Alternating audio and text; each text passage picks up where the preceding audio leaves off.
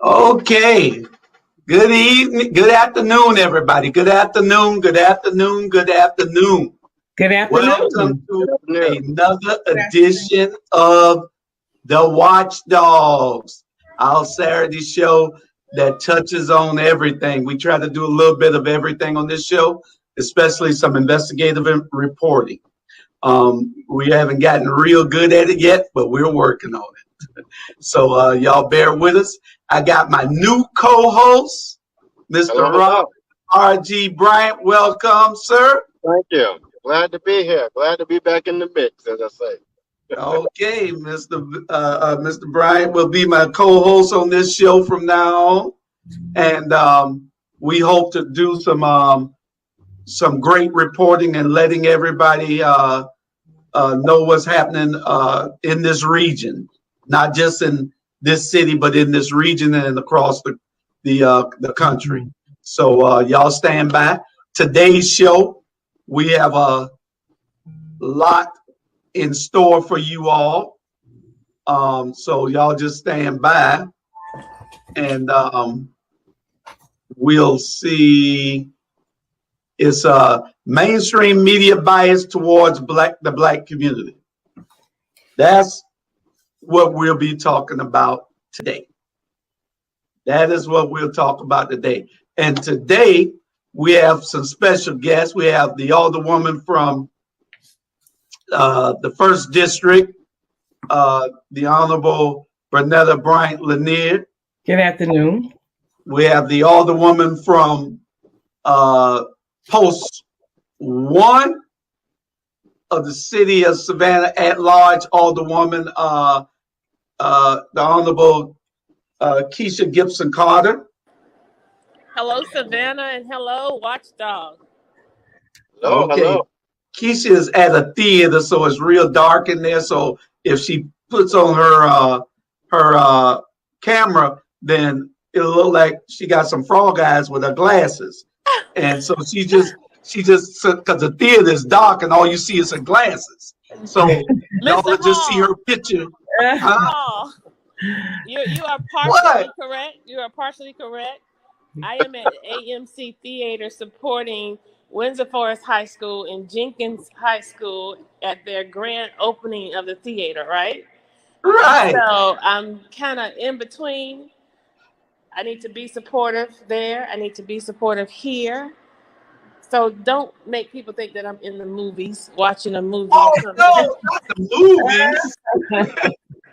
Well, I'm glad, for clarification, I'm glad you straightened that out. See how the media take your words and turn it Right. Right. ATR, If that is part of the ATR, media, you are our last hope. You are our yeah, last hope. yeah, I am so sorry. I should have got that right. That's right. Get it straight. And lastly, we got a Dr. Deidre Grimm from the Ivory Bay, CEO of Ivory Bay. She is on today because this is one of the reasons that we're having this particular subject today, because of the bias towards Ivory Bay and all that is trying to do good for the community, but the media doesn't want anything good to happen in our communities, and we know that. So, Dr. Grimm, you have a statement that you wanted to read first before your attorney comes on, before the attorney for Ivory Bay comes on. So go ahead and read your statement if you would. Sure. So today we're speaking about media bias. And everyone knows here that I'm an academic. So I wanted to kind of touch on some parallels about media bias and academic research. There's some of the same biases that we could probably incur. And so in our research, it affects outcomes, basically. So there are three main types of biases. There's information bias, there's selection bias, and confounding bias. So with that said, it's just information bias is just as it sounds, using, information that will support your hypothesis, or in this instance, the media's claim. Layman's terms, or what they include. Selection bias is also self-explanatory. It's where the researcher strategically chooses samples that they would include in their analysis. So in that statement, or who they include.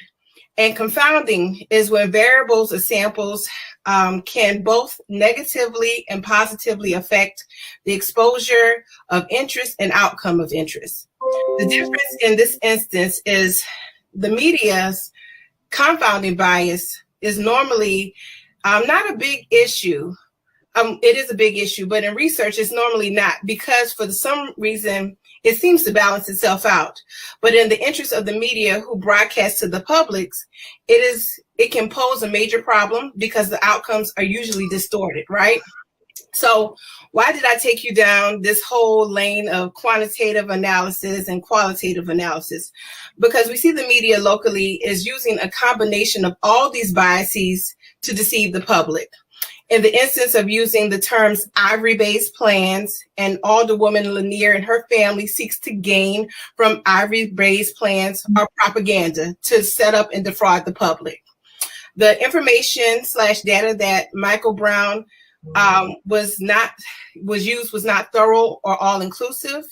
The information that the media outlets used was partial after they didn't hear a response from ivory-based representatives or Alderwoman Lanier. So they moved forward on a story which provided salacious and scandalous claims, as opposed to using what they included, right? So, and selection bias occurred, especially in the city manager's investigation of who he spoke to substantiate his claims. He didn't reach out to me. He didn't reach out to my board. He didn't reach out to Alderwoman Lanier or her husband, or even Mr. Rich Ferguson. He just chugged along full speed ahead without hearing both sides. Not that I think that he would have changed his tune in the first place, but I would say, and I hate to do it like this, that is public administration ethics 101. So getting both sides of the story instead of going on your terms or your reasonings is promoting bias. And in the instance of compounding bias, which is very critical in this instance, the mission of Ivory Bay is to create generational wealth and low wealth communities using an asset-based economic approach. So remember how I said confounding bias could have negative and positive outcomes? Well, in this instance, the average logical anti-racist person would not see the negative outcomes in our mission in accomplishing it. But to those on the other side, we are a great threat to their policies, systems, and environments, because we will take away the power from them and put it back where it's supposed to be, with the people. Therefore, they won't be so dependent upon the government and the subsidies and stimulus and social programs. So to me and the average other person on this panel, it would seem like a win-win, but it affects the status quo's ability to control the people when their power is usurped. So I always refer to Kissinger when I speak on food control, but the entire quote is quite fitting. He wrote, "Who controls the food supply controls the people. Who controls the energy can control the whole continents. And who controls the money can control the world." So I'm going to leave you with that right there, and we can get into this discussion. Thank you. I picked D. The answer is D. All of the above. And if I could add to that, I think, I agree with your quote.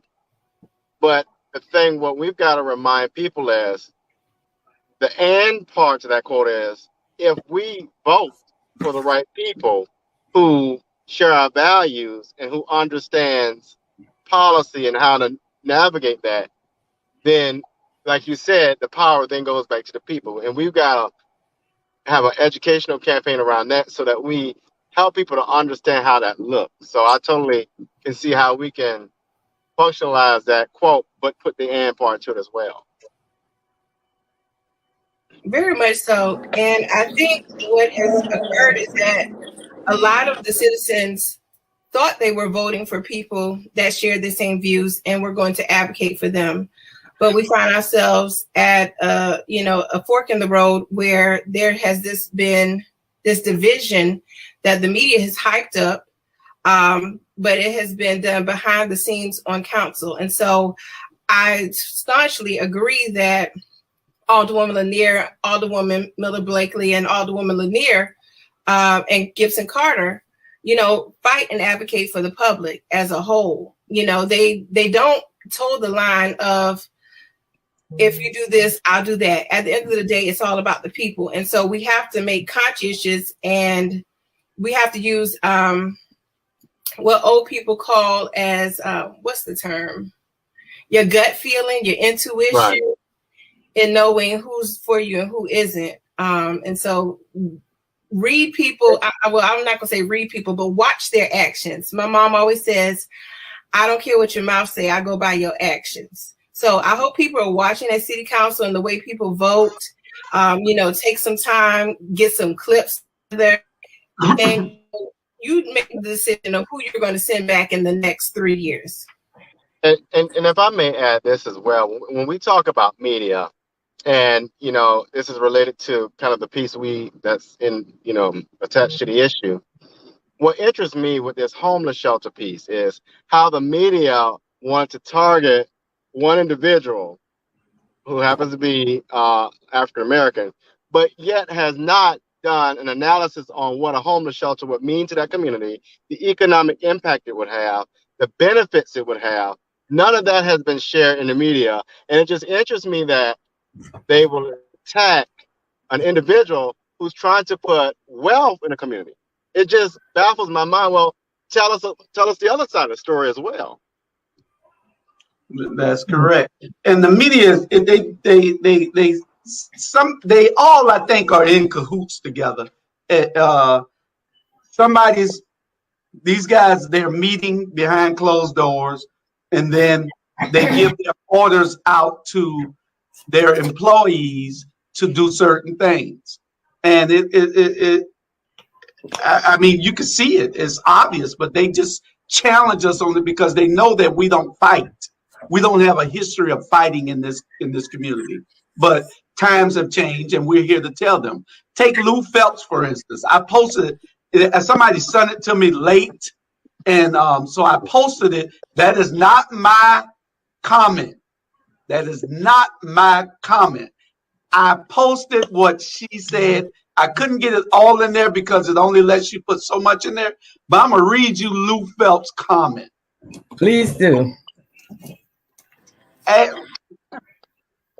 As was made clear, this is not the land of Butler Plantation where the slave sale took place. Land that must be preserved to honor the weeping time. However, the city will check all the historical land records again to be sure. The city council approved the zoning change to allow the sale to the Salvation Army only if it can be confirmed that it was not part of the Butler Plantation.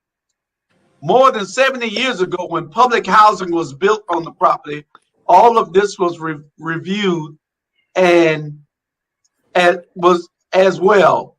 Once again, we have several misinformation. I don't know what you mean. Try to anger a portion of members of council who spread, I guess, to our residents and fail to work as a team and respect others. Lou Phelps, Savannah Business Journal. Now, she can't even write good, I guess, so she probably don't need to be posting any damn thing. Julius, you are correct. She doesn't write very well. Legibly, she doesn't write That's very hilarious. well. She doesn't write very well structurally, and she doesn't so print hilarious. very well either. Such so listen, ignorance. That was Lou Phelps' response to me. I sent Pat Longstaff's clip, the media clip he put together, a documentary actually, of our meeting, the last meeting where we voted on the item involving the property on the west side, now known as the Weeping Time property. And so I just hit, and this is the downside of not being able to purge your friend list. As an elected official, I can't delete people, right? So she was on that list that went to everybody, and that was her reply to me. And so she's replying to me in caps as if she's shouting. If you can hear the tone in that, it's so rude. So as opposed to having a conversation with me about this, she's already peeping her hand and letting it be known what her position is or who she supports. In addition, I've had previous conversations with her because I've had to contact my attorney to ask her to retract statements and articles that she's written that have been negative, salacious, and damaging for no reason at all, no credibility. This woman, along with others, I didn't know what the Business Journal was until recently. Please don't follow my words on this one. There's no need to look it up. I don't want to give them any credit. Her, Deanne Kaminsky from Savannah Morning News, Adam Van Brimmer, these people have a particular animus with individuals who are progressive and aggressive in fighting for the change that the electorate sent us to work toward. One of the primary reasons they are indifferent to our positions is because we don't represent who they supported. Remember, let's rewind back to 2019 when Savannah Morning News endorsed every single loser in the race. They did. Every single loser. So by mere fact of our arrival, it says that there's something wrong with you, with Savannah Morning News, you. And so they go about and they restructure and they have this major management change. Fire Michael Trainer, Susan Cagtron. They got rid of all of the bad seeds, the evil people, right? Who were basically just upholding the culture of Savannah Morning News. So too bad for them. Only to bring in this token in the form of Raina Cash, who is an African-American female CEO.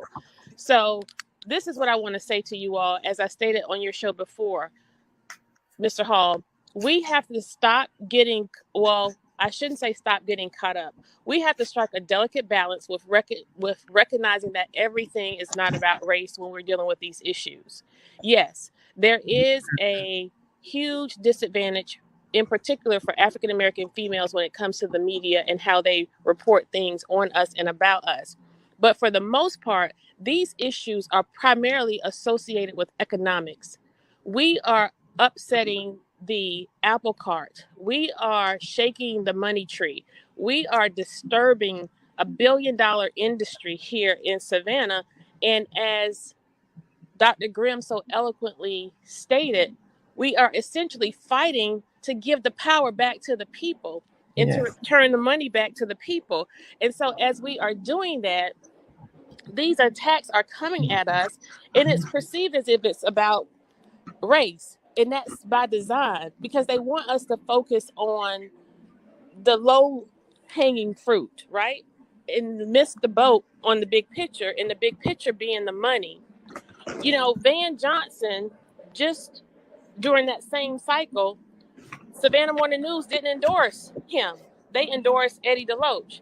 Savannah Morning News, WTOC, SAV, and JCL, they indicted him, had him in national news for participating in a meeting that had been pegged as no white media, like black media only meeting, right? And so then they turn around and make him the world's hero.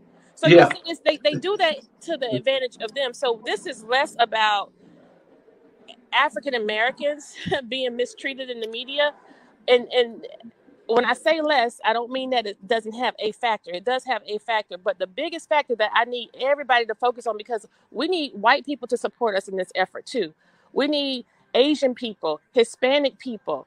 We need people from all hues, creed, and color to support us in this issue. And I'm going to leave you, but I want to leave you with these pieces. And then I'll check back in and see what y'all said about everything else. But first, I want to just say, Mr. Hall, thank you for having the insight and the foresight to create this, understanding that this was necessary, and you created these platforms after seeing how we were being dragged by the media because we were basically trying to work and address the issues that people sent us to fight for. And so consider this. Consider the fact that just this last week, the weeping time was probably the single largest item social item that we would have been giving consideration to, in that the decision we made would either preserve history or desecrate history in the city of Savannah, but mostly it would have been had national implications.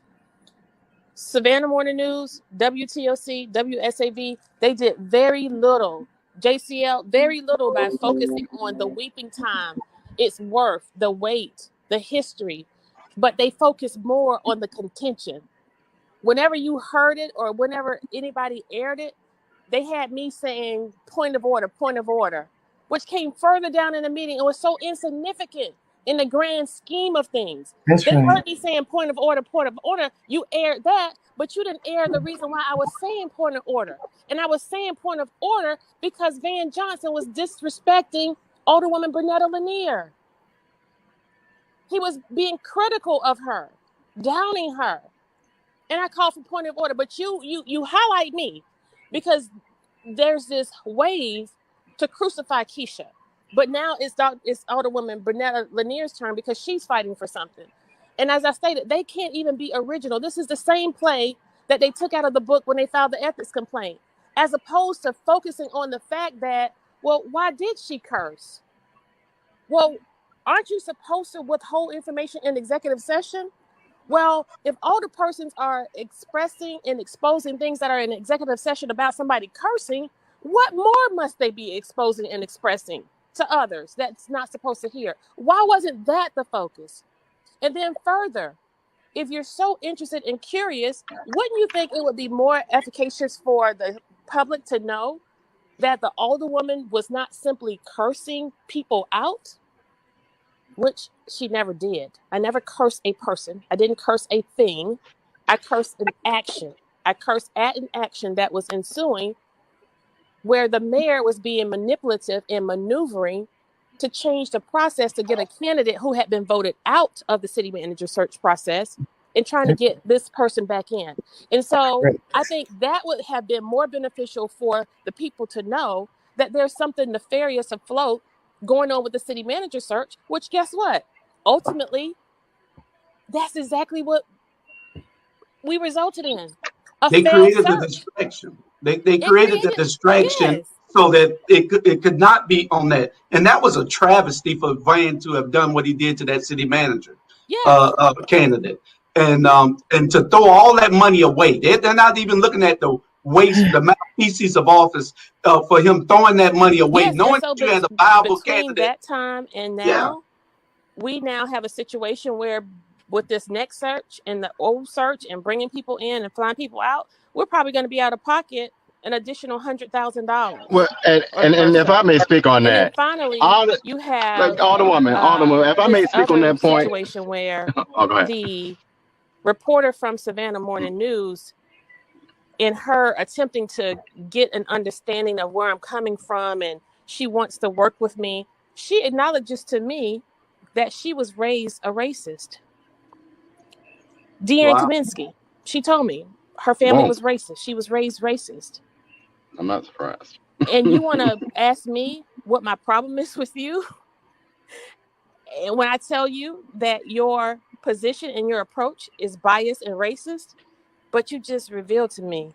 And I don't know, I kind of have that energy where people tell me stuff that they probably shouldn't, or that I would never tell anybody else. But you tell me that, so how am I supposed to believe it? And I asked her, I said, well, go back and look at your stories. Go back and pull the stories of Bernetta Lanier, Dr. Shabazz, Alicia Miller Blakely, and myself. And you all have not reported on anything positive, any of our initiatives, anything that we've done in the community, but you insist on. I'm gonna leave that one right there. Well, Keisha, and then before Robert goes, first Keisha, had an experience with knowing that the media was biased, and I don't know if this had to do with my race. I don't know if this had to do with my lawsuit. I don't know if it had to do with my position on city council. I don't know what it had to do with, but there was a threat to my life by a sitting police officer who is in the department right now today, where there was a full investigation, and the findings were that this woman saw me crossing the street on Montgomery Street going to the courthouse, and she had to slam on brakes to keep from hitting me with her car because she knew that people would not believe that she did not intend to hit me. But then she said she wanted to hit me so bad.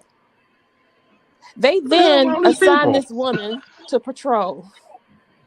So this is going on just before and Oh my as God. this issue Baby, with cool. this ethics complaint is going about. Savannah. And so I say to them, when the reporter comes to me and want to comment on the ethics hearing, I said, why haven't you all talked about this report, about this investigation of this officer, and that this woman is now on the street back on patrol, running me over with my car? You know what she said to me? This is a reporter at WSAV. She says, my higher ups told me not to do the story. So we have journalists who are budding, who are talented, who are just getting experience, and some who are experienced, but they cannot do their job effectively and ethically because of the bias that exists within their organization that is controlled by the establishment of Savannah. And so that's our greater fight. That's our greater fight. And So, you know what interests me is we got all these task forces. Why can't there be a task force to parallel council in this new search for the city manager? That just blows my mind. All these task forces with no outcomes, but yet we can't have one of the citizens to help do this search for the next city council manager. I mean, city manager. But I digress. Julius, Go ahead. I got something, and I think it'll get us kind of back where we're trying to get Right. the program. So thank you for the invitation. Julius invited us to come talk about mainstream media bias in Savannah, Right. the mainstream media bias, and to get an opportunity to talk a little bit also about I Today. And that's coming up later, and I'm looking forward to that also. But then today on the program, he says mainstream media bias towards the Black community. And that's absolutely more pointed and direct. And that's happening right now. And we all are experiencing that. And I like to look at the whole landscape when we're dealing with what we're dealing with, when we're fighting this battle against media and propaganda, because that's the way they're using the media as propaganda towards a changing landscape. And people just need to understand that this is the era of disruption in the world economy.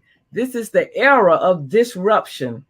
And in the media business, it has gone from print to digital, and that hit them in the pocket and their business plan really badly, because I don't think they saw how fast this was coming and planned for the impact. So that's part of the disruption. And from in the economy, in the business world, look at Uber and how it disrupted the cab industry, and look at Amazon and how it disrupted retail, and look at Airbnb and how it disrupted the hotel industry.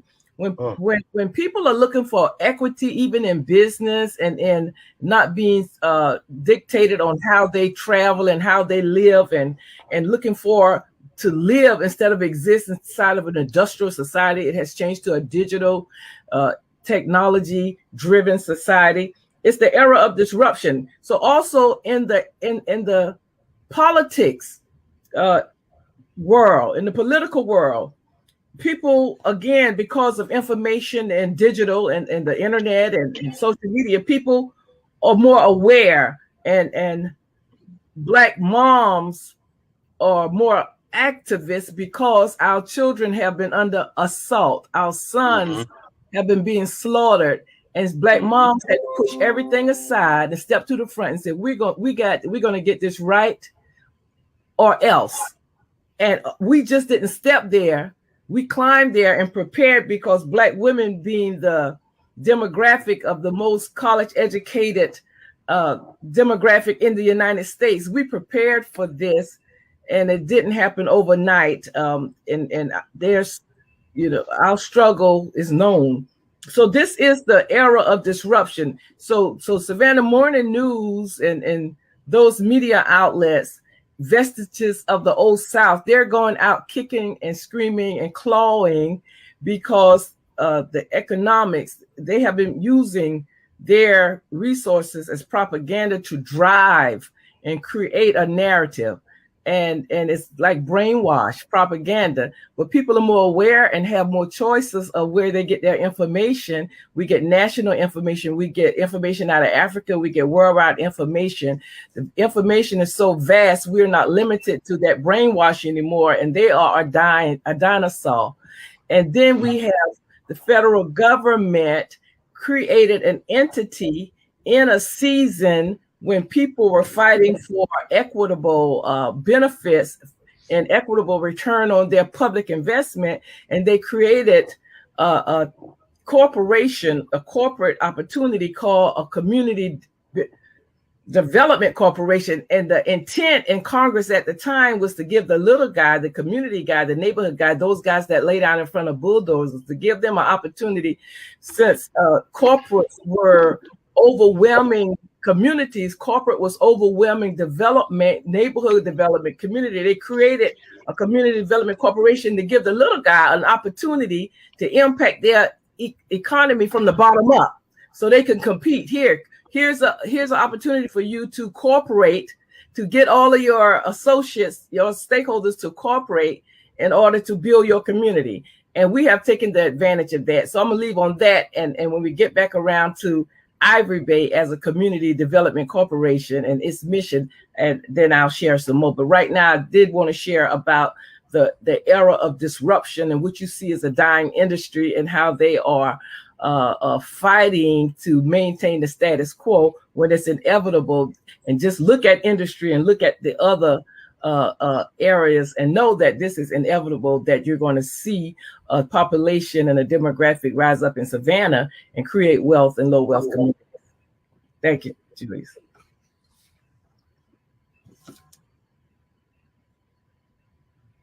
Can't hear you. I'm sorry. We're glad to have on board, has joined us, attorney Mawuli Davis from the Bozeman Johnson Davis Johnson Bozeman law firm here in Savannah and Atlanta. I might say that wrong or backwards, but welcome, attorney Davis. You represent Ivory Bay, and we're just going to give you a chance to express yourself and whatever you and Dr. Grimm have planned. Brother Hall, thank you. It's an honor to be on. And my greetings to our older women and their courageous stance that they continue to take around equitable distribution of power. And that's an ongoing struggle for Black folk in America and around the world. And I'm proud, and we are proud to be able to represent Ivory Bay in attempting to set a real new and clear narrative about this misnomer about the proposal, quote unquote, proposal that was submitted being an Ivory Bay proposal. So we have done our best to transmit a letter, a cease and desist letter to all parties to make it very clear that what they continue to describe as the Ivory Bay proposal as it relates to the Bartow property is not a Ivory Bay proposal. It's not. And it is an attempt, we call it a red herring. It's a distractor. And so we want to do our best to clear that and make that very clear. So we're honored to be able to work with Dr. Grimm, the CEO of Ivory Bay, and be able to support the ongoing effort to ensure that Ivory Bay and CDCs who want to express the community's act of self-determination, because that's what we're talking about, right? We're talking about self-determination, a community's ability to determine for themselves what will be placed in their community. And that is the work of Ivory Bay and other CDCs, not just in Savannah, but around the state of Georgia and around the country, is how do we create opportunities for those that have been historically marginalized and left out. And so when we try to step in, these roadblocks or impediments are created. And so we're going to do our best in the legal realm to try to level the playing field and ensure that these voices are not muffled. And people, I heard somebody say, and I'll be quiet after this, that, we're here to give voice to the voiceless. That's not true. They have a voice. They just haven't been heard. So there's not a voiceless. They have voice. Our folk have voices, but those voices have not been heard. And so what we seek to do is to try to amplify those voices so they can be heard loud and clear by the powers that be, wherever we need to ensure that we find equity in this space. Awesome. Dr. Grimm, well, you have a great attorney on board there, and I'm sure that they will cease and desist once they get that, because we're going to have a full media assault on them. They don't recognize us yet, but they're going to feel us after a while. If you get them in the court system that way, then we're going to attack them every other kind of way that we can, because it has to stop. My big problem is that it's not more of us helping these women. It's not more of us helping everybody that's being attacked. I know they're going to attack me after a while. I don't care. It don't bite it to me, because I'm gonna do what I do. But I'm just disappointed that we're in this fight, even though it's building. We're in this fighting without a lot of help. We got soldiers in the Army, but we need hundreds of soldiers, not just the Carl Murrays, the Ivan Cohens, the Leonard Smalls, the Anthony Mabins. We need real fighters. Not just the Jamar Torres, the Jay Joneses, the Mawali Davis. We need fighters. We need people. We need not just commanders. We need soldiers. And we need all our black men to stand up. We need our black organizations to stand up. This ain't about race. They making it about race.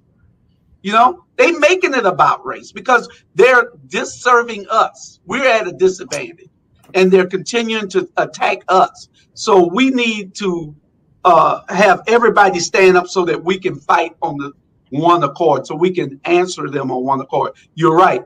They have a voice, but that voice is being stamped out.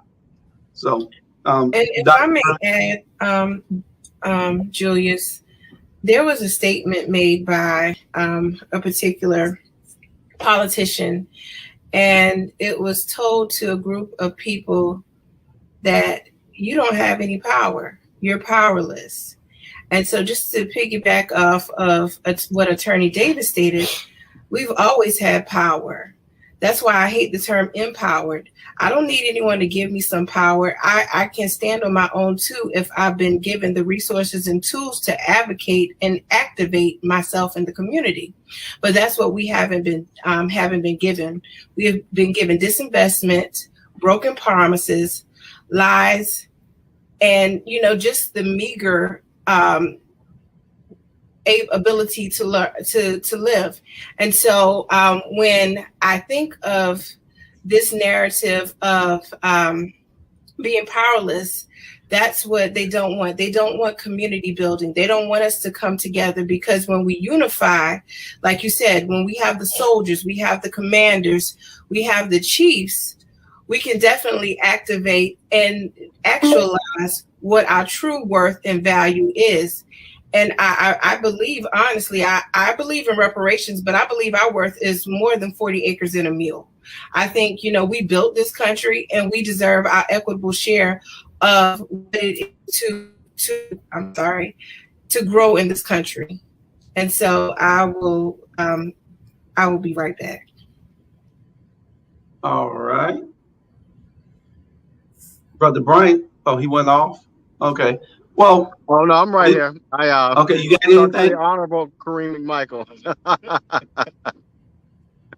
But yeah, I totally agree. I think she hit it right on the head. And that word power is so interesting in the fact that I totally agree. Sometimes people forget that even as I don't want to say non-leaders, but you don't necessarily have to be a politician to get out there and be a change agent or to stand for something. And so when people realize what that looks like and that the masses can make change, I mean, think about it a couple of weeks ago where the citizens of that community stood with the pastor and said, we're not going to tolerate you telling us what you're going to do in our community. That in itself was powerful. And so when people realize how that looks and that you're not going to just bully us around because you wear a particular title, that can be really, really impactful. Julius, can I add that Ivory Bay, I would love for people to understand, that has been scandalized so much in the media. Ivory Bay is a wealth creation model. Anyone could use the Ivory Bay model, any organization. It's a model of organization, organizing in a corporate structure, organizing to follow a mission, just like any other corporation.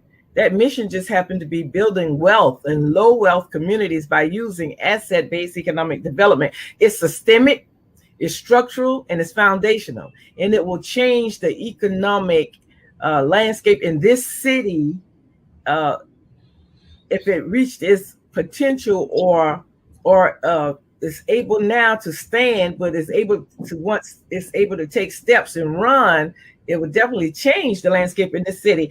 And in doing this work lately about the Weeping Time property and the Bartow property and this fight and this battle that we've been in, there's a lot of silence and people who folks once thought were leaders.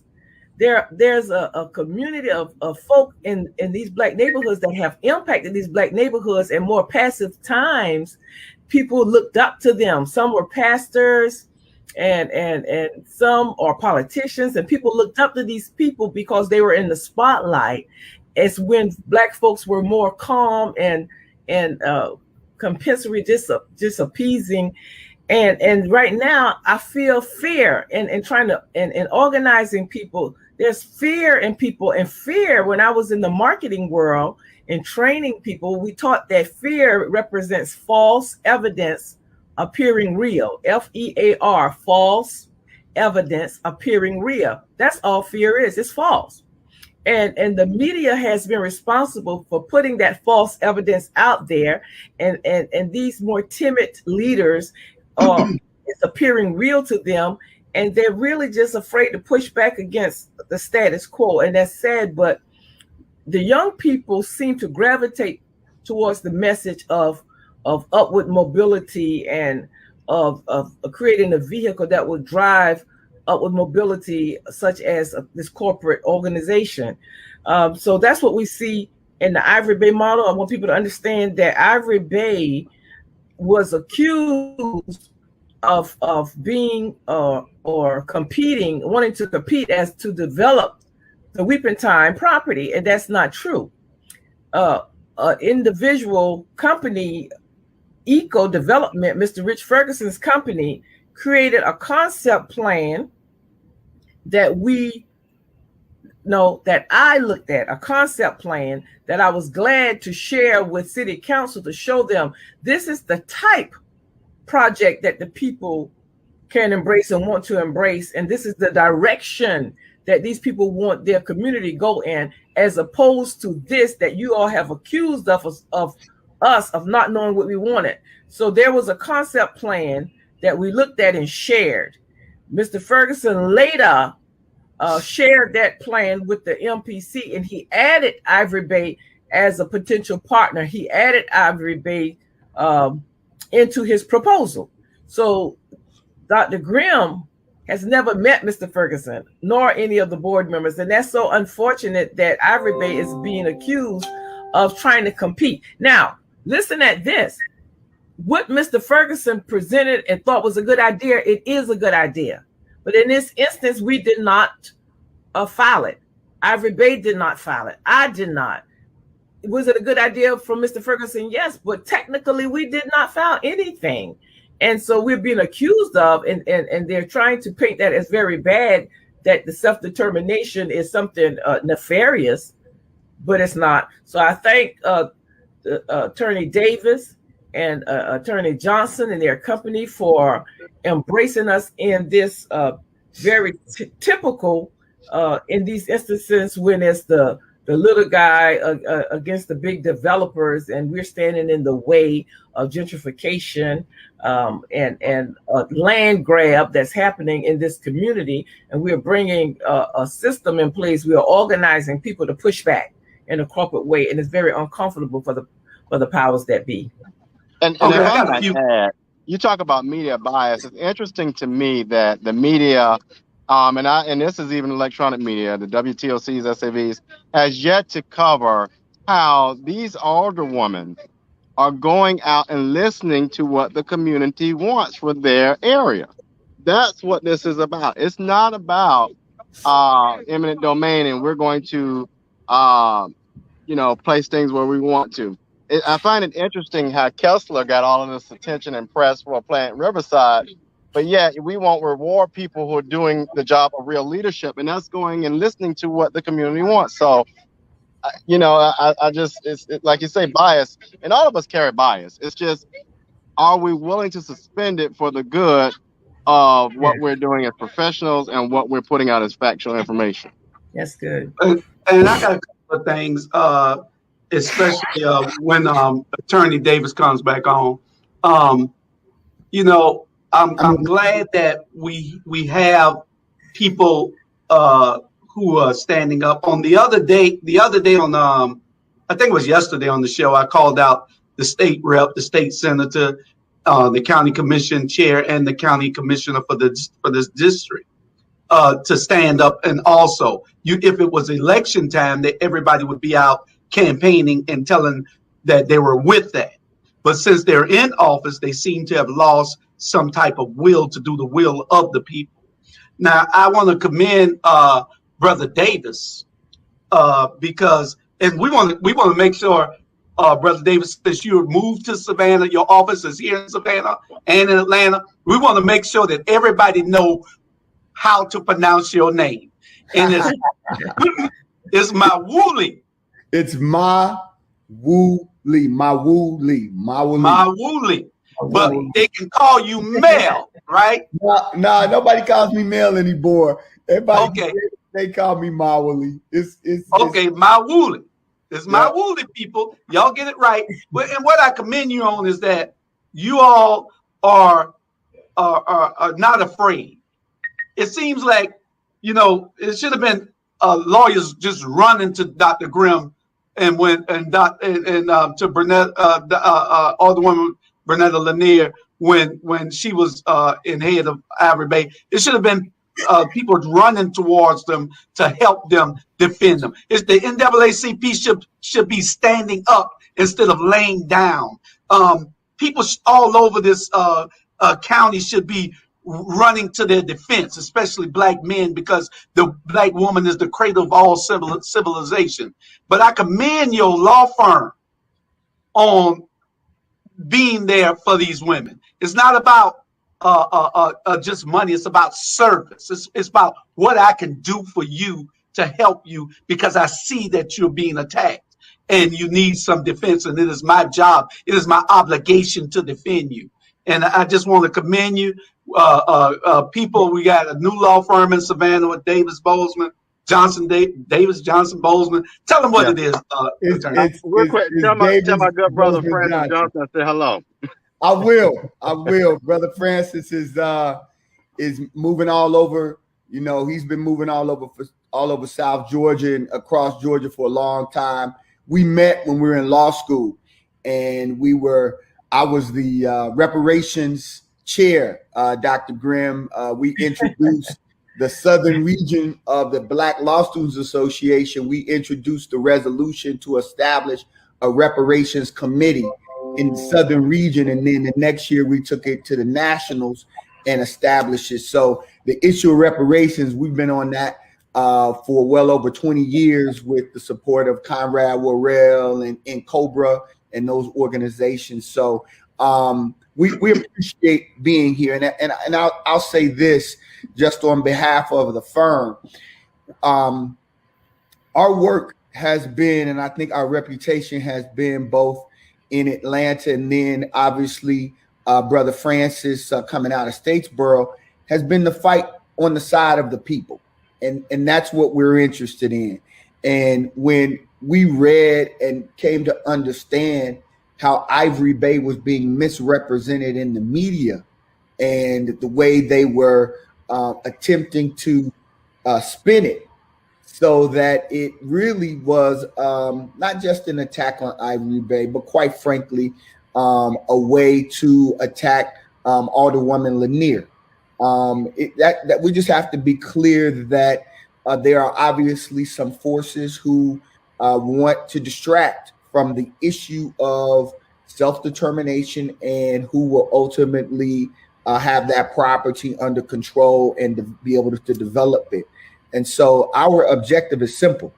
We just want to be standing on the right side of history as it relates to our people and Black folk. And so it's our hope that we'll find other brothers and sisters who've been doing the fight that we can help support.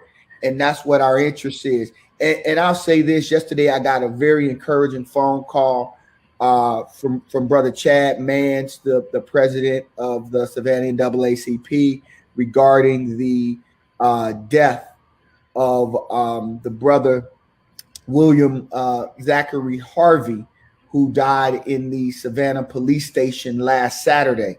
And Brother Mans called and extended the NAACP's full support for the family.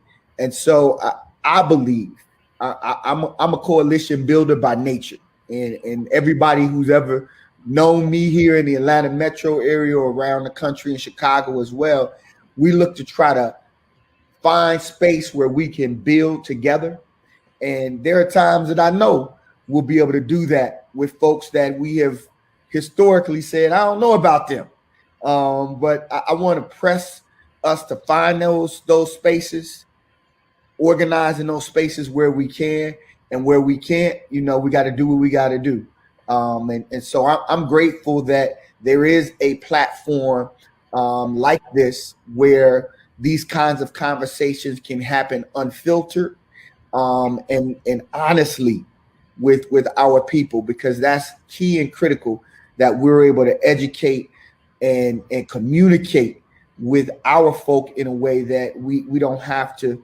We have some level of what Marimba Ani calls cultural privacy. We can just talk about it. And thank you all for having me. And again, we appreciate it. So Julius, I do want to state right here, I was hard pressed to find an attorney to assist me in this and assist in this battle, basically. And so I met the brother when we had the Weeping Time past meeting at the Marker in West Savannah. And I just knew his energy was a fight. Like, he was not one to back down. He was one who was definitely going to think of our best interest as an organization.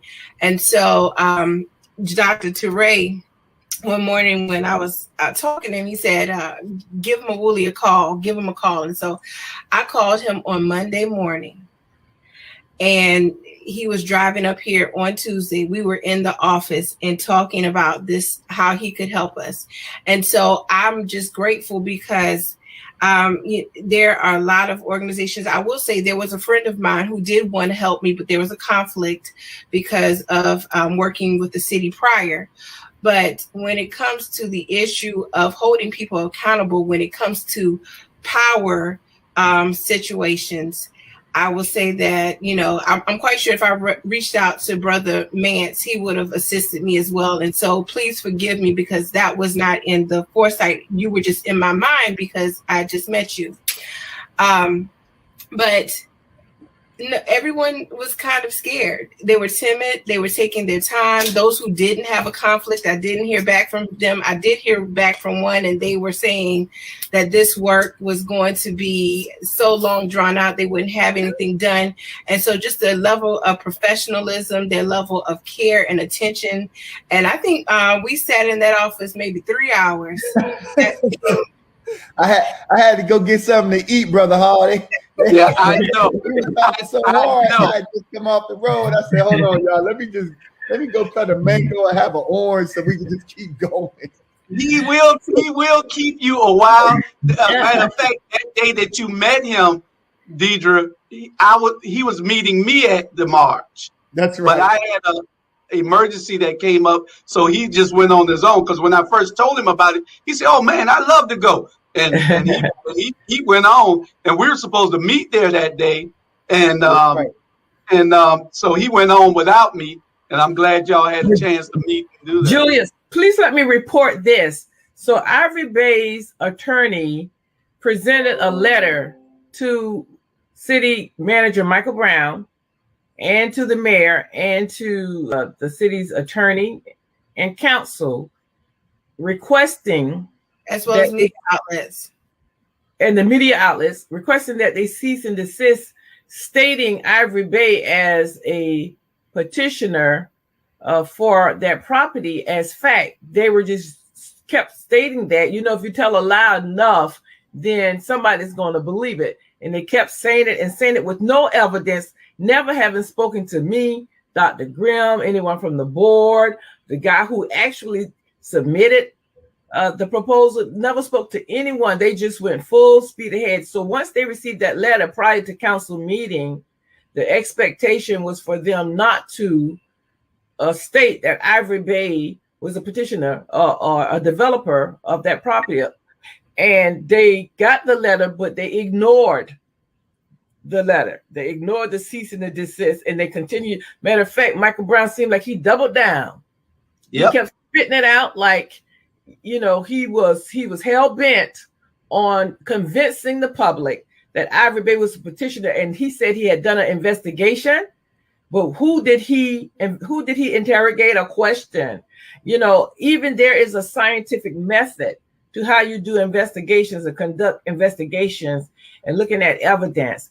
And it is so interesting to see Black people operating as intellectually superior to these certain people in office who's supposed to be making these $20,000 a month. And is this the best we can get? Because I expect something a little bit more intelligent than to say you have done an investigation and you never spoke to the people who were the subjects of the investigation. So how ignorant is that? How privileged is that?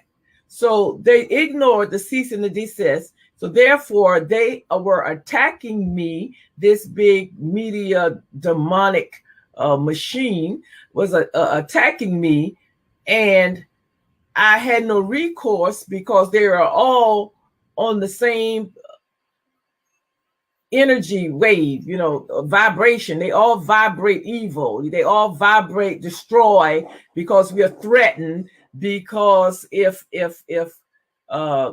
is such a thing as reciprocity, we're in trouble. But that's neither here nor there. Right now, they were trying to disparage Ivory Bay and me because of not who we are, not who I am, but because of what I represent. And because what the message is, and because what I fight for, and because of my level of commitment, because I've been tested and my feelings can't be hurt. So all of that is so critical to why we continue to fight this fight and being all right in doing it and resolute in doing it. But Ivory Bay is innocent of the actual activities that they themselves are guilty of. So they came litigiously, they came would have put themselves in a position to be dealt with the law, and that's the way Ivory Bay is pursuing those avenues since they decided to ignore a legal request to cease and desist. So did the city attorney receive order also? We sent it directly to the city manager as well as counsel for the Salvation Army, as well as all of the city council, all of the alder people, the mayor, everyone. So it was, well disseminated and disseminated in a sufficient amount of time for the city manager not to respond in that fashion and to just take notice and not continue to misstate. It's a misrepresentation. That's what the issue On is. the record. On the record. To misrepresent it. So let me ask you something. Being that Bates Lovett was served with this paper, it wasn't it incumbent upon him to talk to those members or to the city manager and say, okay, well, we've been served. If you don't have 100% factual evidence that they gave this, you should not use their name. Because then he's acting, once Bates Lovett informs him, he is, and then he and the city, because I guess he feel like, well, if you sue me, you'll be suing the city. Well, he's stepping out after the city attorney has informed him. He is putting everything on his own back now. Yeah, well, our position is very simple. Once we've informed you and we provided factual information, they received documents from Richmond Ferguson as well, making it clear that this was never a Ivory Bay project. There was never any agreement. It was never, Ivory Bay never presented it to anyone. I mean, the person who did this conceptual plan made it very clear in writing that, the very thing that we're saying. And so, again, here's where we're left from a legal stance. We're left to have to evaluate why someone who's been told by the person who developed the conceptual plan has been told by counsel for the organization who is saying this is not our proposal, quit describing it as such because it is misleading and misrepresenting. Why would you continue to do that after receiving those very clear communications? And the only thing that we can deduce is that it is intentional, that they are using this as a distraction from the real issue, which is allowing the community who have rallied. And I'm grateful that I was able to see with my own eyes as I came into the space to go and see, what does the community want? What does this area want for this space, for this sacred land? And I don't want us to, I feel like the way this has been shifted and moved is that we end up, some of us end up missing, this is sacred land. This is land that our ancestors were ripped from, were sold, their hearts were broken, dreams shattered on this land. It's sacred land. So that's what spoke to me. I went after I met with Dr.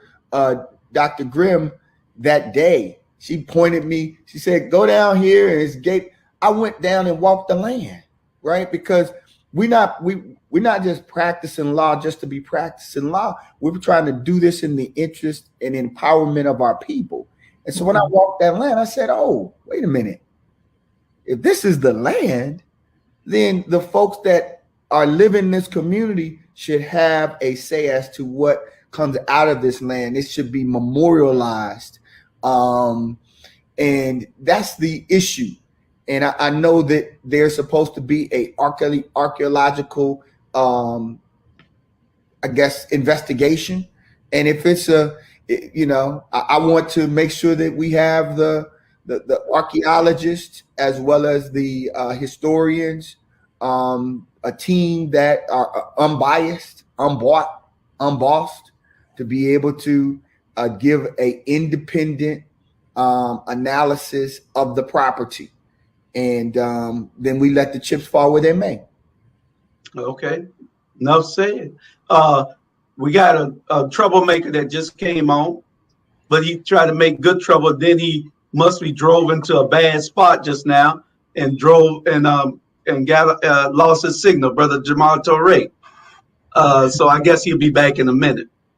Alderwoman Gibson Carter is still at her function, but she was graceful enough to delight us with her presence. Hanging out the movies.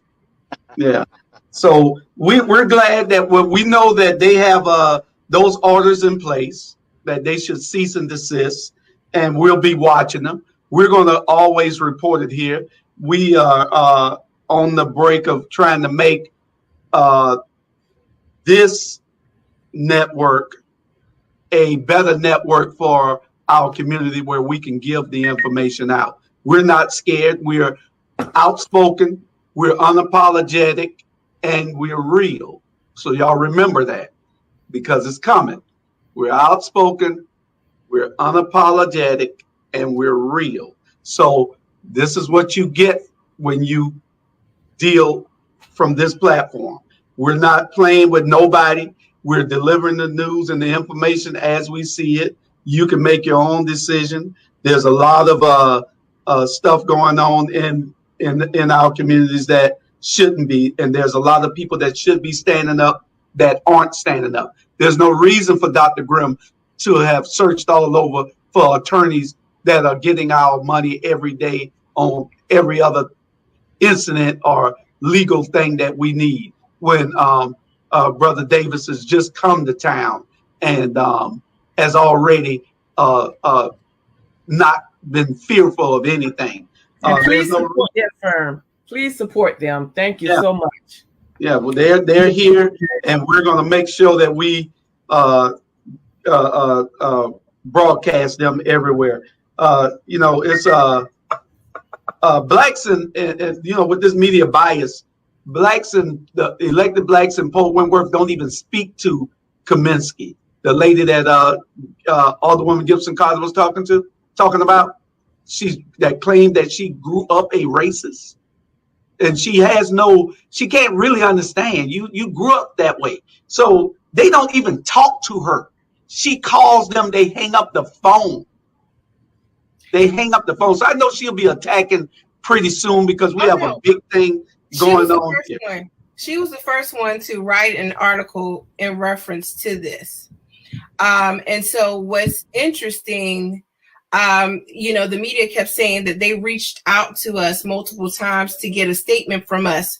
But why would we give a statement to an organization that will misconstrue it and twist it and not accurately depict what we say?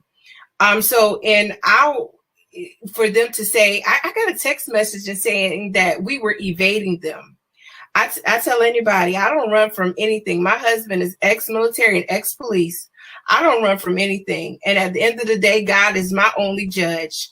So we were all apprehensive, because we knew that it was going to be further misconstrued. And like I stated, basically, in what I was, my introduction today, it would be that level of, confounding information. They would not put out what was truly, what was the true will of Ivory Bay and what was the true nature of the situation.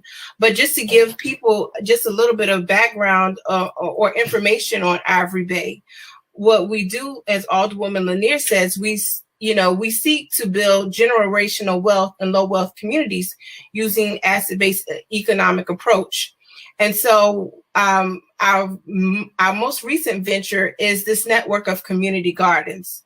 COVID-19 heightened the fact that we were nutrition insecure, that we live in food apartheid areas. We have the worst instances of chronic illnesses due to preventable diseases. And so we knew that our people, especially in that area, after speaking with Alderwoman Lanier, were farmers. We lived off the land. Even before we got off the boat, we were ones who were an ingenious and inventive people. So we had to take care of ourselves and sustain ourselves. And so we've gone back to this gardening initiative, and hopefully to expand it into more urban agricultural, where we have seniors and we have youth. I have my 3-year-old who continues to pop in and here because she sees her Nana B on the screen.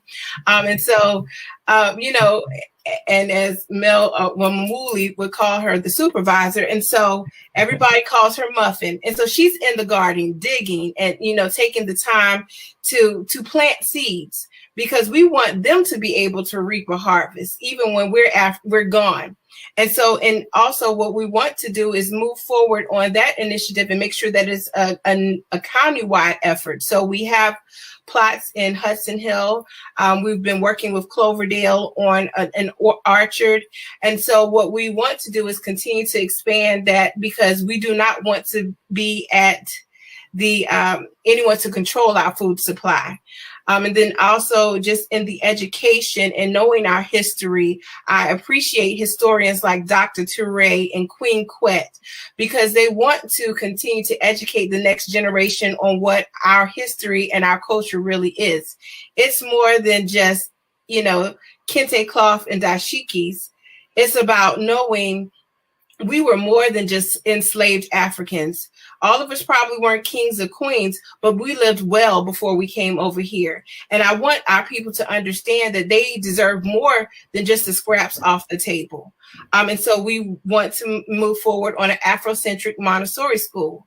And education is the first process in knowing who they really are. And it has to start at a young age.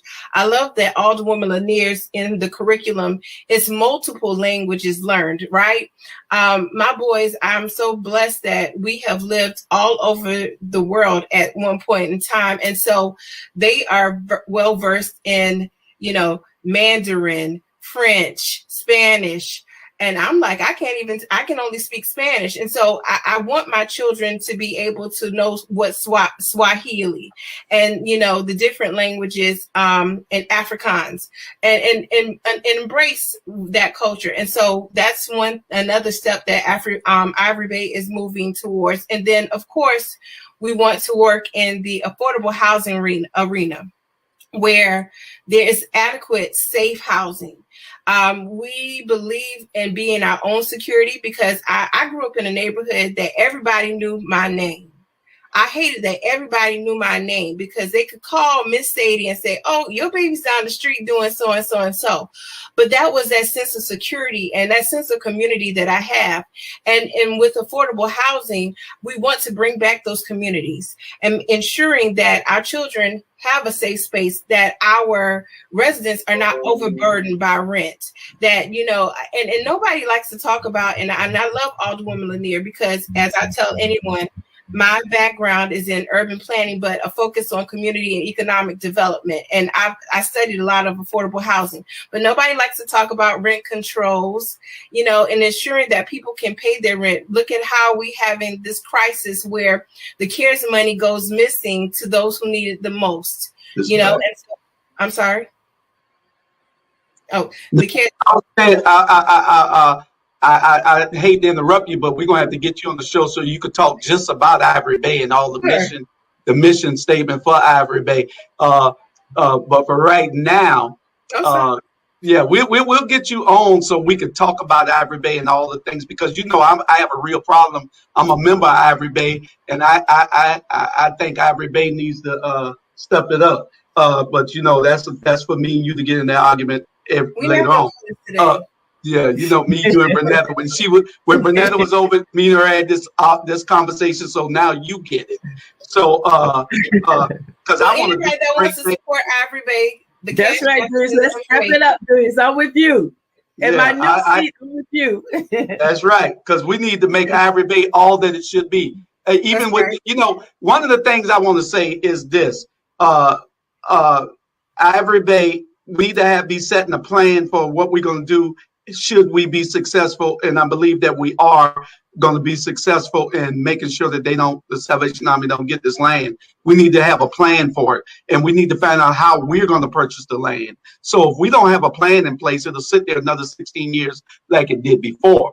We need to have a plan in place. So that's one thing that we'll be talking about, so you can get on your home and talk about Ivory Bay and all the things, so we can start getting people to come and be a part of Ivory Bay, and so we can start some type. You got the attorney, let him figure it out how we can get these things separated, where we can start buying the property, renovate them, and we can regentrify our own neighborhoods. So let's do what we have to do. Julius, before you transition, I don't know if Jamal got with us, but let me say this to your audience, that we're going to back up a little bit and look at the whole, the 30,000 foot view of Savannah and our economy right now. The one of the number one industries in Savannah, the hospitality industry, is hurting because of COVID.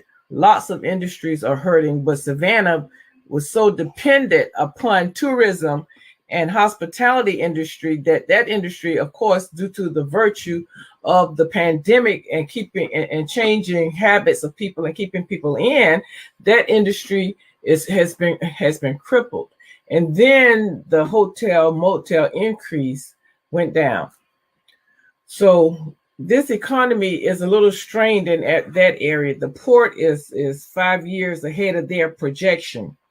But the city of Savannah in itself is a corporation. To your audience, it's a corporation.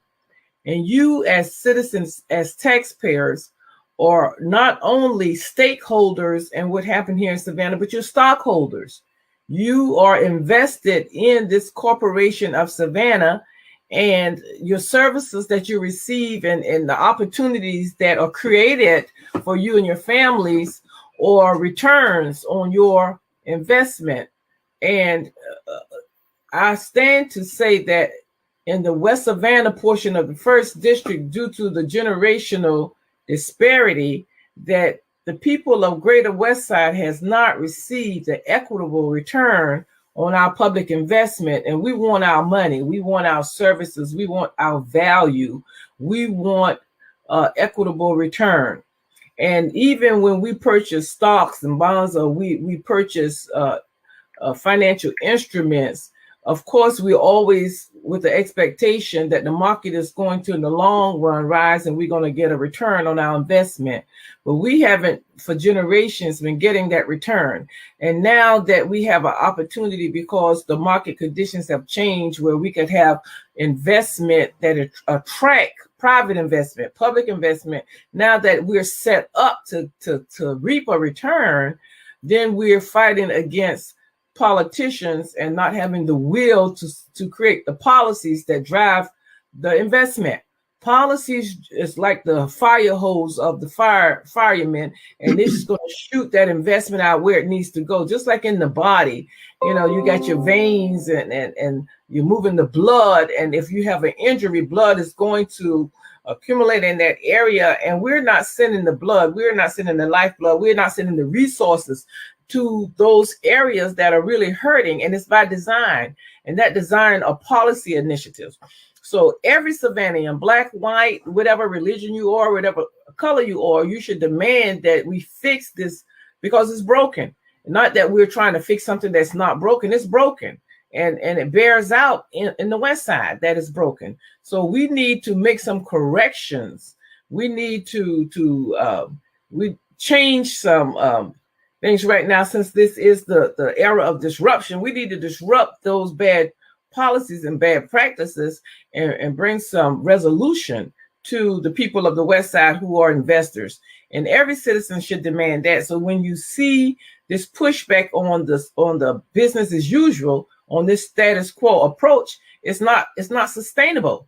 So what you see in me and others like me and what we're fighting for, this is what it looks like to gain equity, to go back to those foundation policy initiatives and put equity at the foundation of the policies. This is what it looks like.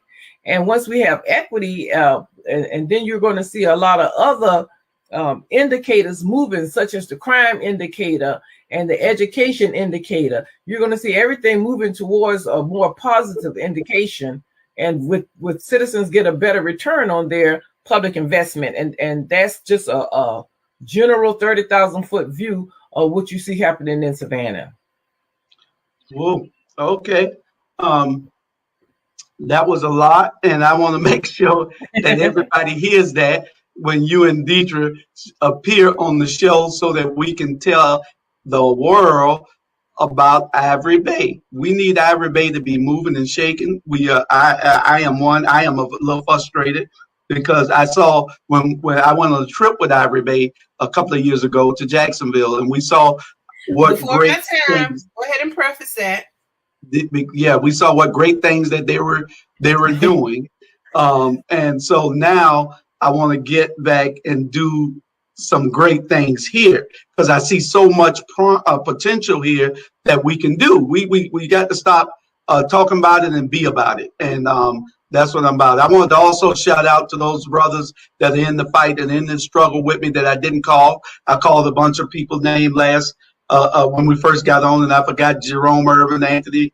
I did call Anthony Maybe. I didn't call Anthony Martrell, Adot Whiteley, Alan Maynard, Malvise Roberson, Bernard Brown, Charlie Brown, Gary Monroe, Thomas Bobby, Derek Mallow, Lester Jackson, Morris Pollard.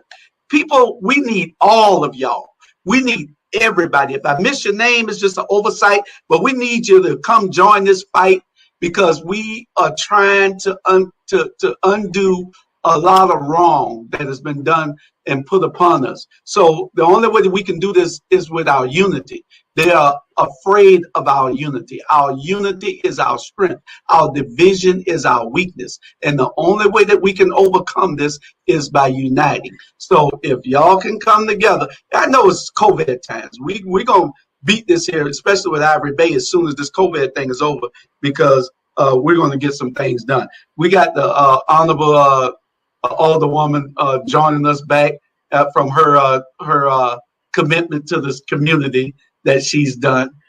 You want to say anything? We got a little bit longer if you want to say anything. Don't be as long as Bernetta now. I know you can imagine that we don't ever have anything to say, right? You know I'm quiet. Y'all got something to say. You know I'm quiet. Just thank you for, well, yeah, you kind of were. I want to thank you for this platform and giving voice to our fight. And, I share with Alderwoman Blakely and Lanier all the time that it's really hard being in this place where you're fighting for the people, but then to have to turn around, explain why you're fighting the way you're fighting, and then fight the very people who you're fighting for.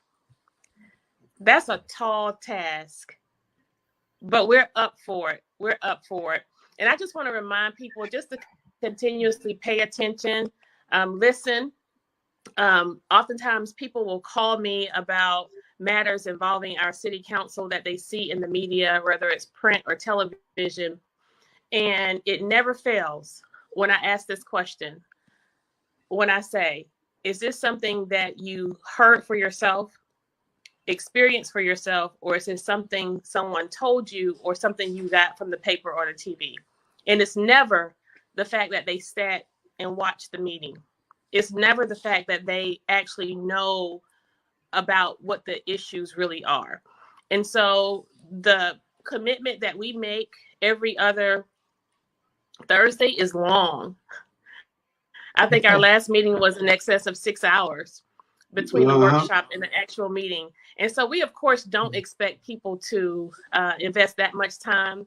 But if you're like me and you wake up in the middle of the night and don't have much to do but have your mind go stir crazy, take some time and pay attention to the meeting. Go to the Facebook Live link and click on the workshop or the city meeting. Go to YouTube. The City of Savannah meetings are there, as well as on the City of Savannah website. So get it for yourself. Get it for yourself. Yes. And with regard to this situation with Ivory Bay, I had a conversation just this morning with someone. where I stated that I am so inclined at this juncture, due to the fact of how things have been operating, I resist this need to follow what's presented before me. Because when we're following what's presented before you, you find yourself going down a black hole. And so what was presented before us with the Weeping Time Project was this nefarious offering that Alderwoman Lanier had something to do where she was going to gain financially as the CEO of Ivory Bay. I don't really know. The current CEO is not even in position to gain financially. So notwithstanding the fact that I know firsthand that this woman came to us as council members and reiterated to us a conversation she had with our now sitting city attorney, where she was concerned with the impression of how things would look if she was still connected with the organization, and said that she was just going to recuse herself or step down so that there wouldn't be any sight of impropriety, if you will. She did that. She did that, I think, in the second month or the first month that we were elected. And to know that that individual who we pay to protect us did not stand up for her and articulate this to the public, articulate this to the city manager, articulate it to the mayor. Alderwoman Lanier, I told you it's shots fired season. Mm-hmm. I'm not going to mince words. The very people that our taxpayer dollars pay to do their job, it is being hijacked by a tyrannical mayor who will not allow the city attorney, who will not allow the clerk, who will not allow the city manager. People, understand where you live. Understand who and what rules us. Our local government is guided by a charter that acknowledges that every member of council has one equitable vote, and that the mayor simply is the voice and the face of the city. We do not have a strong mayor form of government. We do not. We have a council manager form of government. And so a lot of what we're going through and a lot of what we have been subjected to, we really, yes, we kind of allow it. So this limited fight that we're putting forth is just a clamor just for what you all, the citizens of Savannah, need. Now, if I wanted to fight for office supplies and fight for an office and fight for all these other things, I'm denying myself basic support from city staff, from city resources. I'm denying myself to exert that energy to fight for those core things that I was elected to do. And that was to change the direction of politics as we know it in this town. You know, there was no Lou Phelps article. There was no Adam Van Brimmer, what do you call that column that they do? Editorial. There was there was no news account from any of the three media outlets. When Van Johnson voted on an item where we offered the first bond of our administration to Rockingham Farms, none of them reported on the fact that he directly received financial benefit from the CEOs of an organization that our council voted on to give them a bond. Hundreds of thousands of dollars. He's a Black man. And this is the point I want to keep making. I don't want us to miss the mark on the issues related to race, because it is a real issue. But where we are concerned, this administration today, this is about a man who has decided to carry the water of the establishment as opposed to moving the needle in the direction by which we give the power and the money back to the people. Okay. So, and this, go ahead, Deidre. You already closed one time. No, I wanted to ask Mawuli a question before he got disconnected. Yeah, we were about to. I know he had to go at 1:50, and we were going to close her at now. He probably coming back on. Oh, here he goes. He came back on. Hey, I'm sorry. I just got want to ask you a quick question, Attorney Davis. okay. In your experience elsewhere, have you had to deal with the same media biases? Or I think, we have to always deal with how we get our own story out and how we frame it. And I think that's consistent wherever Black folk look to speak our own truth. And so, it's there's obviously a narrative that's been created, that is being promulgated, that would undermine those who are speaking up in the interest of I think we should be clear, those Black people who have historically been marginalized. That's what we have to bring some level of clarity to, is that we've always had a voice and a platform for Black people with resources. That's real. That's not a Savannah issue. That is what is the reality across the country, that Black people with resources have had access. And so there always has to be those who would what Franz Fanon calls commit class suicide, basically to place ourselves in a space where, yes, we have access, and we've determined that we're going to use our access to try to help brothers and sisters who have historically been marginalized. And so that's the challenge. So to answer your question, yes, I've seen it. I do want, before I go, I do want to reiterate the thanks that the family of William Zachary Harvey has for the community.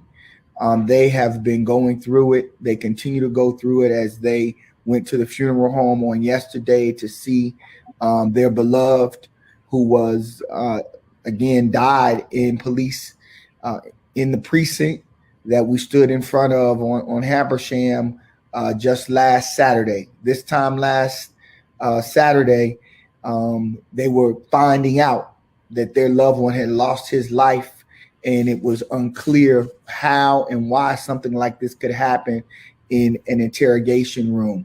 And so I did want to just lift up his name on today, lift up that family, and also give thanks for those who both came out and supported the family, and those who just are able to raise questions. And we're clear. There isn't, we're not going to be able to line up 100% behind all the women on every piece, and they're not going to be able to line up exactly. But what they did, I thought, was very courageous. They stood, after we were able to bring the family forward, they stood and asked the pertinent questions. How could this happen? And this is our watch, right? And they call for transparency. And so it's unfortunate that people are trying to paint a very narrow narrative and be dismissive of everything that is being said. What I saw on Friday, I support, period. And I'm grateful for. And so that's what we have to just continue to find these spaces where we can build together and support each other and fight. Because if we don't have people who step up, when a 60-year-old man by the name of William Zachary Harvey transitions in police custody, then we're in trouble. Then yes. What did we get elected for? What did we get a law degree for? What did we get our PhD or EDDs? What do we have our shows for if we don't speak to that? So I'm grateful to be able to come on today, and I thank you all, and look forward to working with you all in Savannah, South Georgia, and throughout Georgia to ensure that Black people are empowered and Black lives truly matter. Tell them where you're located at. We're on West Hall, 208 West Hall. And I always have to say we right next to Bynes Royal Funeral Home, folks. That resonates. Everybody's like, oh, okay, yeah, I know where you at. So we're right there next to Bynes Royal in what was historically a a African American corridor of business and economic development that currently doesn't reflect that to that degree anymore. But we're hoping to be a part of bringing that energy back, of keeping it going, and partnering with those businesses that are still in the area to be supportive of their missions as well. So while we're physically new to Savannah, our roots run deep in Black struggle and in loving Black people. And I think that is what folks should be judged on. I came to Atlanta 23 years ago from Chicago, and folks judge me on love for Black people, not on how long I've been in Atlanta or what high school I went to in Atlanta. They're folk that can be homegrown and not love our people. So let us find those who love our people, our struggle, and our mission, and let us find a way to convene together to work to build a new kind of a movement that Georgia won't be able to deny. I appreciate y'all. Much love, y'all. And there's Okay, we'll have you back on the show later so we can do so we can talk about you got a firm in Atlanta also, and everybody this is watched all over the region, all over the country. So we want people to know who you are and know who your law firm is. So we'll get with you to do a more in-depth interview. Okay. Thank you. Mr. Hall, if you will allow me. Mr. Hall, if you will allow me to acknowledge that I recently met you the day of the press conference with Miss Shirley Francis, and I wanted to say that it was a pleasure to meet you on those, however, on those unfortunate circumstances. And I'm sure, just because of how things work, somebody will say something about what we did there on that day. In terms of it being appropriate or inappropriate. But when I learned that the family who lost their son and uncle and brother and cousin was going to be in the front of the barracks on Habersham Street, I wanted to be there to meet with the family. Mm-hmm. And after meeting Mr. Harvey's mother, Shirley, I wanted to have her be able to see me, touch me, and understand that I would advocate sincerely for truth, recognizing that in our elected offices, we are in position to support those who protect and serve us, and that's Savannah's finest, Metro. We are also in office to protect and serve the citizens of Savannah. And so with that stated, it is in my best interest, and it is in the best interest of the citizens of Savannah, for me, for the other older women who were there, to be able to stand united and say that we will assure that we are working toward a transparent process for someone to be burying their son before they know the cause of death.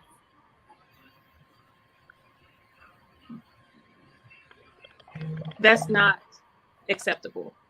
Mm-hmm. For someone to die in the interrogation room in our barracks and we don't have expedient answers, that's unacceptable. And so we have to be, as elected officials who are concerned about all litigious matters involving the city of Savannah government and its coffers. But we first have to recognize the importance of ethics.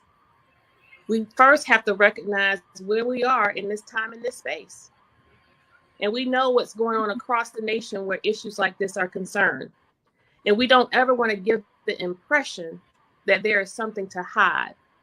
But when information is not offered expeditiously and immediately, it leaves room for question.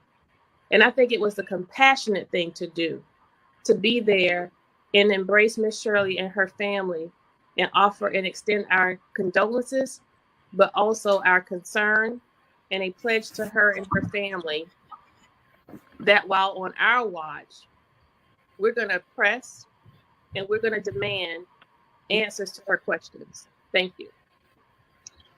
All right, Attorney Davis. Yep. And you got Francis Johnson, Robert Bozeman, Harold Spence. We have two very dynamic sisters that will come down and work with us as well, Regine Bray and Tiffany Hodge. So we got 6 attorneys and about 30 staff. So we look to continue to build throughout Georgia and build with folks who are building the interests of Black folks. So thank y'all. Peace and blessings. It's about time. Dr. Jamal. Yes, sir, my brother. In the house. I see you in that west side. That's right. You know that, because that's where I'm at, on the west side right now.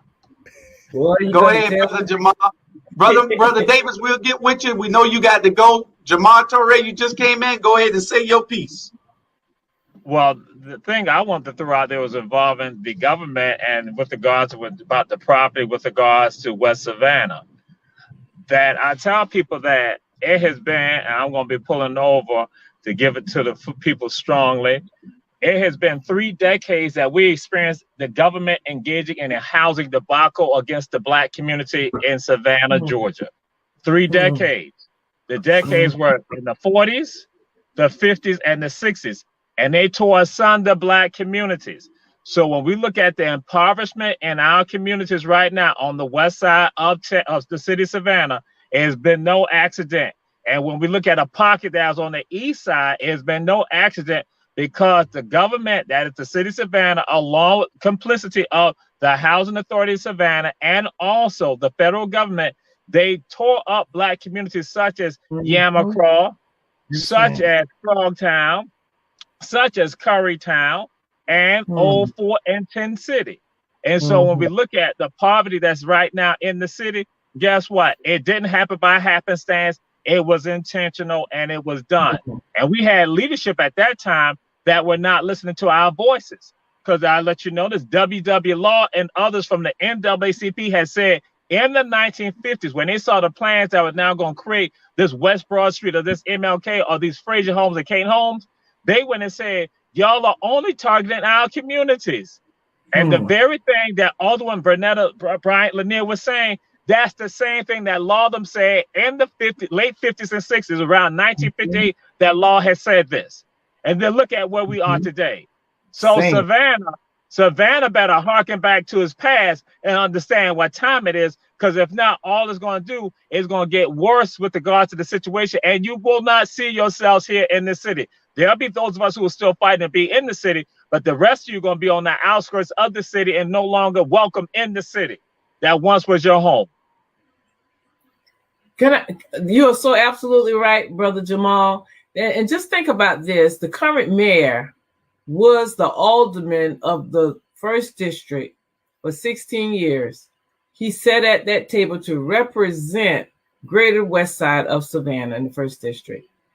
And now as mayor, he has the same attitude because he is in a position now, whichever way he wanted this thing to go, it will go. So it is absolutely riding on the shoulder of the man that sat for 16 years and saw this disparity and did not take anything to the table. Fairwood was done by the Housing Authority, not the city. So that's no claim to fame. Look at the Greater West Side. Give me 16 years at the rate I'm going right now and see what would happen. I don't want 16 years. But I'm saying that had I been to that table for 16 years, this West Side would not look the way it looked. I've only been here 1 year and 3 months, and my hands are tied by the same man who sat in the seat for 16 years. He's tying my hands so my initiatives won't see the light of day that will really impact the poverty, the disparity, the service apartheid. You know, we just got all these isms that come at us, this wealth gap. You know, my hands, we're sitting to the table now with fantastic initiatives fantastic policy initiatives, suggestions, but I have to go up against the same man to get these things done, who sat there for 16 years and is now mayor and could make anything happen. Because if we have, being that it's 9 of us, and now there's normally a split of 5-4, then obviously it's 4-4, and he's on the side of the 4 that is not voting in the best interest of the same area where he sat for 16 years. Now figure that one out. It all rides on the shoulders of Van Johnson. Okay. Well, I want to throw this out there to say this, that, and when I mentioned about the 40s, the 50s, and 60s, it was not African-American leadership, political leadership in the city at that time like that. But now we are the ones in the seat, and we are the ones that can determine the future of Savannah properly. And guess what? African-American leadership is not doing what they need to do with regards to determine the future of Savannah fairly. And that's why I'm saying again, so when we look back at this point, we have to look at ourselves and say, we were the ones that destroyed Savannah for ourselves. We can't go throw the rock at other people. Now, of course, we know that they're going to say the invisible hand. We understand that. We understand that science. But the faces that you see engaging in this are Black faces. And this is not something. Now, I'm going to share this with y'all. This is not something I've just discussed about with this administration. This is what I've discussed for at least for 20 years. You know, I got this idiot right here. But yeah, so this is a part of the problem with regards to our people now in positions of power, and we don't utilize it. And when I go into Yamacraw, I tell folks, we had Black leadership that could have changed the dynamics in Yamacraw, but they never thought anything about it, and they don't see any value in it. But we make sure we look out for the wealthy elite in the city of Savannah, the Black wealthy elite. And that's why Keisha talking about say elitism, this is real and it's been going on. We need to change the dynamics. And again, we can't blame Caucasians, because we're the ones in control. That is correct. That is absolutely correct. He put all these distractions up with all these task force, and this to show you that the task force are meaningless, that the task force is doing nothing. They had the CARES task force meeting the other day with the community, and not a damn soul showed up.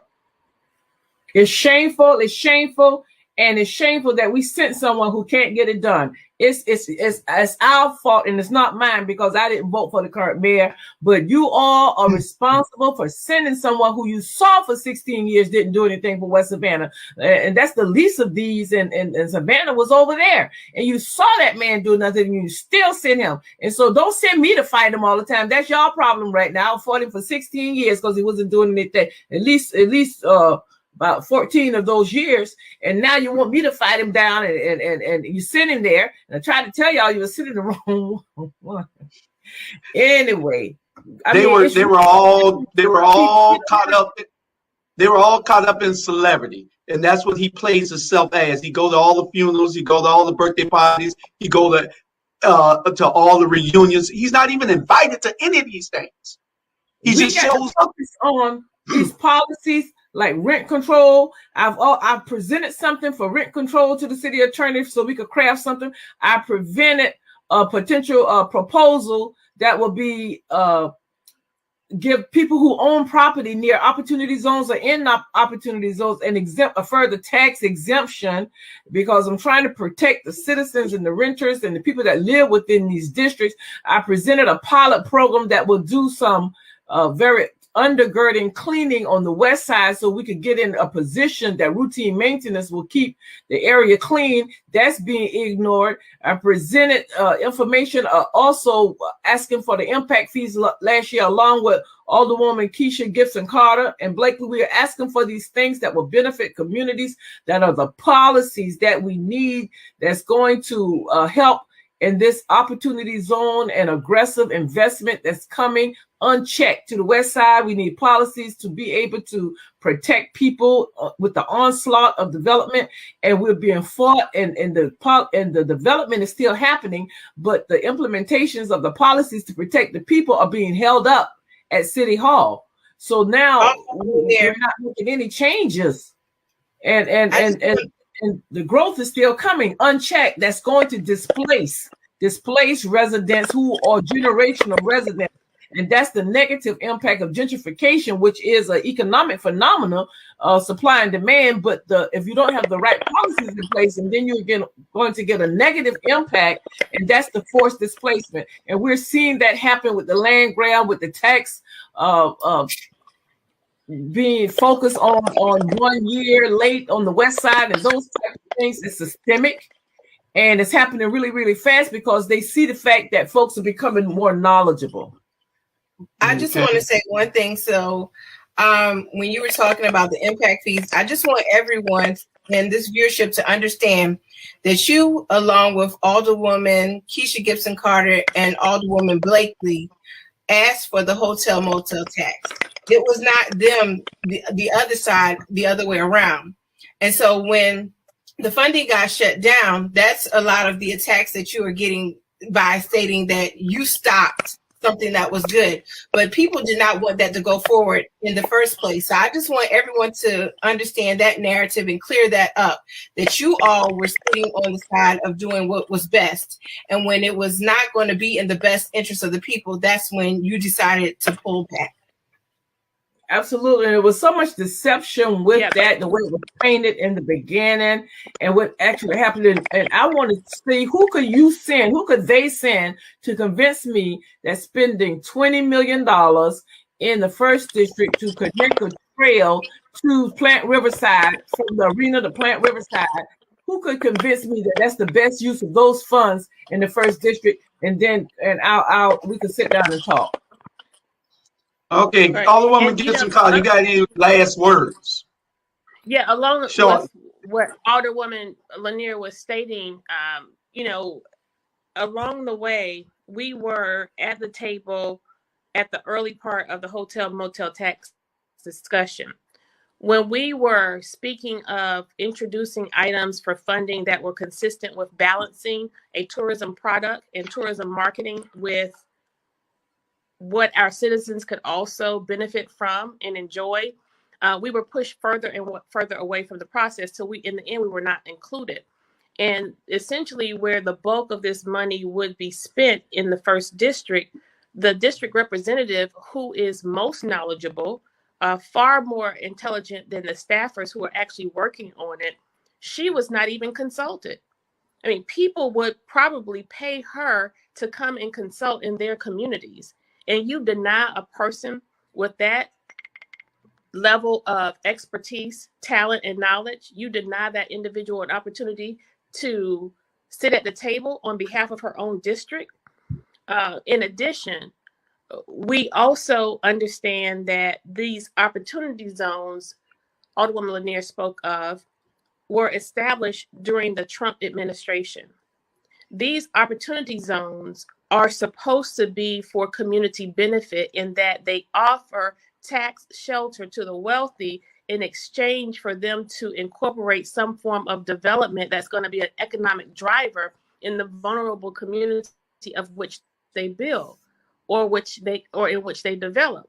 Well, here in Savannah, the misfortune of that policy, they basically left it up to the municipalities to establish the parameters by which the community benefit would be offered in exchange for the tax shelter. So have we in our administration created a policy? No.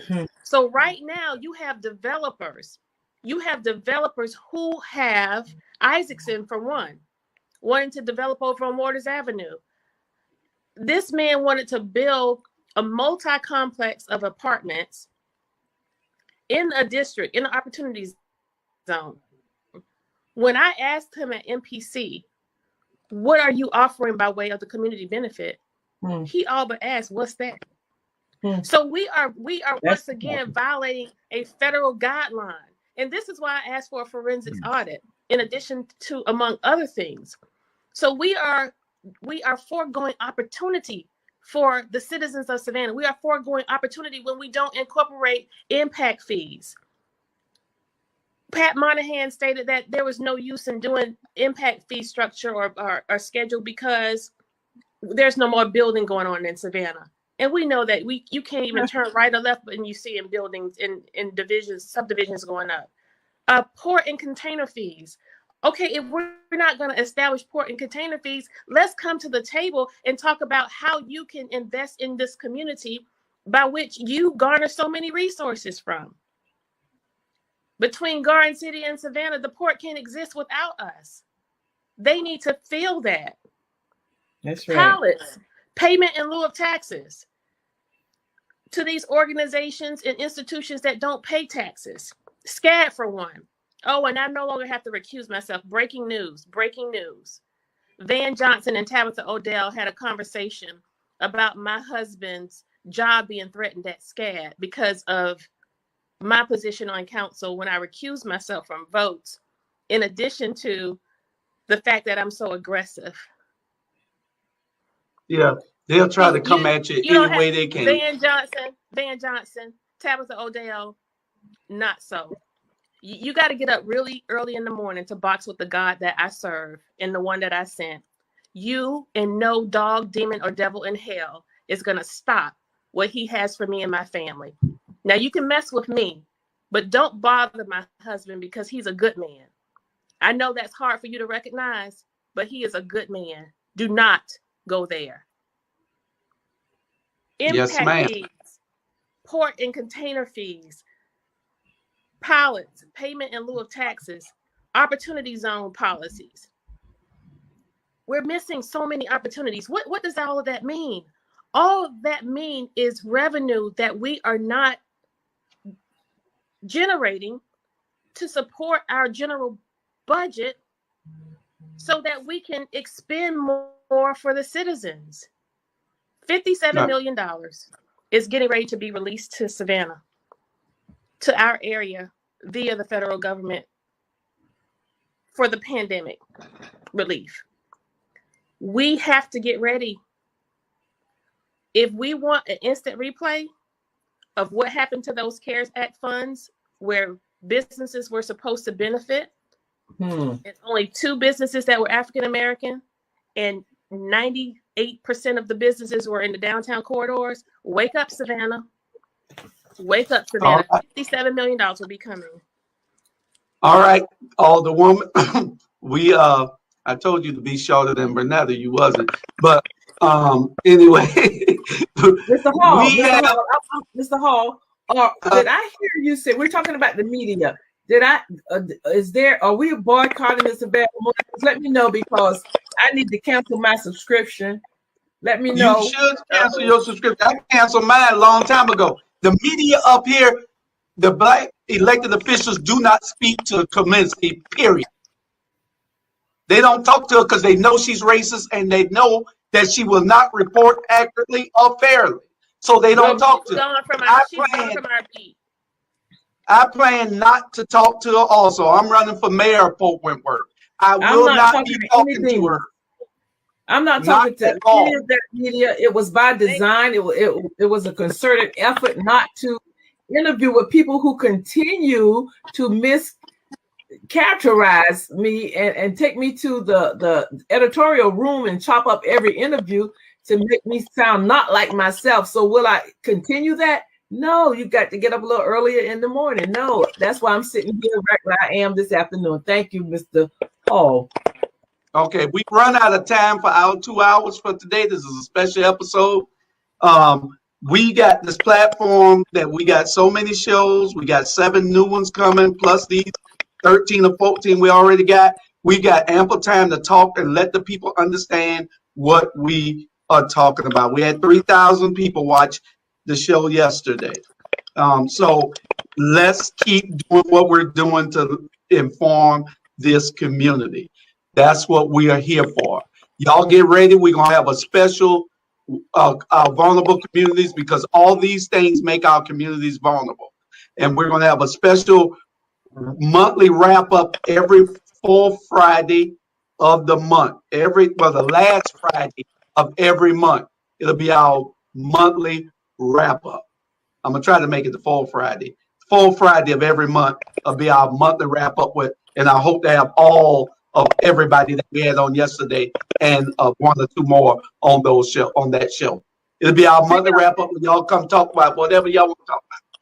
Julius, we're going in the Hudson Hill Garden at 3:00. Anybody want to hang out in the garden at 3:00? Come around. We can talk some more. I'm gonna bring my wife out there so she can work. Well, you better anyway. You better hurry and enjoy the gardens, Bernetta, because I understand that we just sold a garden to some developer over on the east side. So they're selling our garden property too. So always. Wow. Okay. Pat Harris said our legislators listen to the people on the hotel motel tax bill. I'm happy about that. You're right. And Yes, they did. you're right, Mr. Harris, they did. So we're gonna see if we can get all that fixed. Anyway. Can I say one last thing? Everybody, please pay attention to the William Zachary Harvey investigation. Keep your eyes and ears open and keep that family in prayer. We stand in solidarity with them. Yes. All right. I'll holler at you all on the other side. All right. See Good y'all later. afternoon. All right.